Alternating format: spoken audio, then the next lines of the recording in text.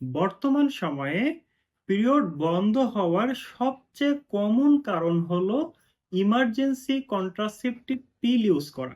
আপনি যখন emergency contraceptive pill use করবেন, এটা আপনার শরীরের হরমোনের ইমব্যালেন্স করে দেয়, যার কারণে আপনার পিরিয়ড বন্ধ হয়ে যায় বা পিরিয়ড হলেও অনেক অল্প হয়।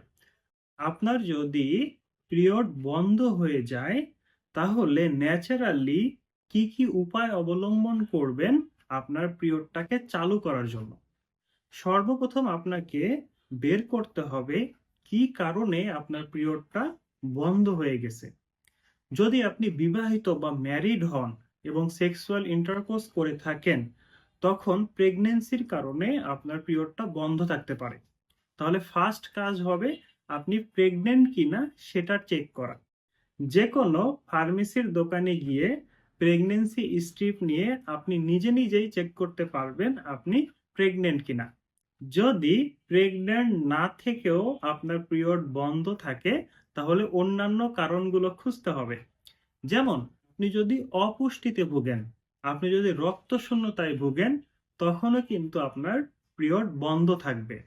সাধারণত কি পিরিয়ডে আমাদের রক্ত বের হয়ে যায়, তো শরীরে যদি রক্তই কম থাকে, তাহলে ইউটেরাসে এক্সট্রা রক্ত কিভাবে আসবে?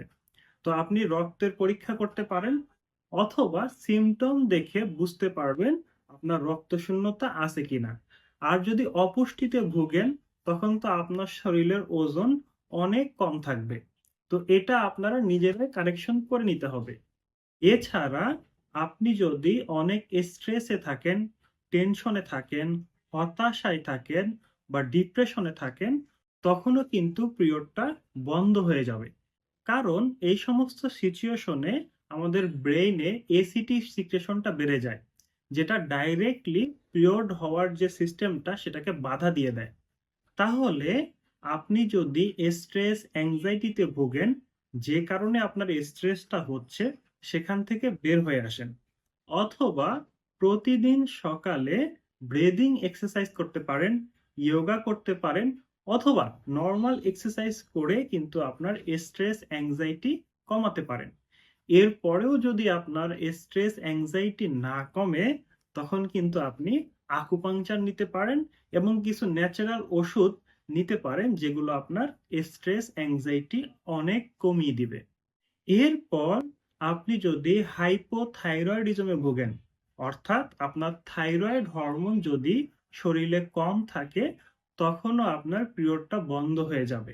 তো যাদের হাইপোথাইরয়েডিজম আছে, আপনার এই থাইরয়েড হরমোনের কারেকশন করলে আপনার পিরিয়ডটা নর্মাল হয়ে যাবে। এছাড়া শরীরে যদি স্টেরয়েড হরমোনের পরিমাণ বেড়ে যায়, যেমন কর্টিসল অথবা কুশিং সিনড্রোমে আপনার শরীরে স্টেরয়েডাল হরমোনের পরিমাণটা বেশি থাকে, যেটা কিন্তু আপনার পিরিয়ড হইতে দেয় না। তো যারা শরীরের ওজন বাড়ানোর জন্য অথবা বিভিন্ন ব্যথার জন্য বা বিভিন্ন রোগের জন্য স্টেরয়েড জাতীয় ওষুধ খাচ্ছেন, তাদের কিন্তু পিরিয়ডে সমস্যা হবে। তো আপনার ওষুধের মধ্যে যদি স্টেরয়েড জাতীয় ওষুধ থাকে, সেটা ইমিডিয়েটলি বাদ দিবেন। বর্তমান সময়ে পিরিয়ড বন্ধ হওয়ার সবচেয়ে কমন কারণ হলো ইমার্জেন্সি কন্ট্রাসেপটিভ পিল ইউজ করা। আপনি যখন ইমার্জেন্সি কন্ট্রাসেপটিভ পিল ইউজ করবেন, এটা আপনার শরীরের হরমোনের ইমব্যালেন্স করে দেয়, যার কারণে আপনার পিরিয়ড বন্ধ হয়ে যায় বা পিরিয়ড হলেও অনেক অল্প হয়। তো যারা কন্ট্রাসেপশন ইউজ করবেন, কখনোই রেগুলার ইমার্জেন্সি কন্ট্রাসেপটিভ পিল নেবেন না। এটা আপনার শরীরের অনেক ক্ষতি করে। এখন যেই যেই কারণে আপনার পিরিয়ডটা বন্ধ হয়ে গেছে, সেটার ট্রিটমেন্ট বা সেটার কারেকশন করলেই আপনার পিরিয়ড চালু হয়ে যাবে। এছাড়া অনেক সময় দেখা যায় যে পিরিয়ড না হওয়ার কোনো কারণ পাওয়া যায় না। সেক্ষেত্রে আপনারা অথবা নর্মালি যাদের পিরিয়ডটা বন্ধ হয়ে গেছে, ন্যাচারাল ওষুধ নিতে পারেন। যেমন অশোক গাছ, অশোক গাছের বার্ক থেকে যে ওষুধটা তৈরি হয়, এটা খেলে আমাদের ইউটেরাস কন্ট্রাকশন করা শুরু করে। যখন আপনি খাওয়া শুরু করবেন, ন্যাচারালি আপনার ইউটেরাস কন্ট্রাকশন করবে এবং আপনার পিরিয়ড চালু হয়ে যাবে।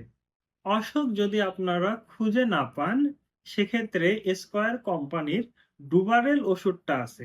এই ডুবারেল ওষুধটা 4 চামচ করে 2 বেলা খাবেন, তাহলেই দেখবেন যে আপনার পিরিয়ড শুরু হয়ে গেছে।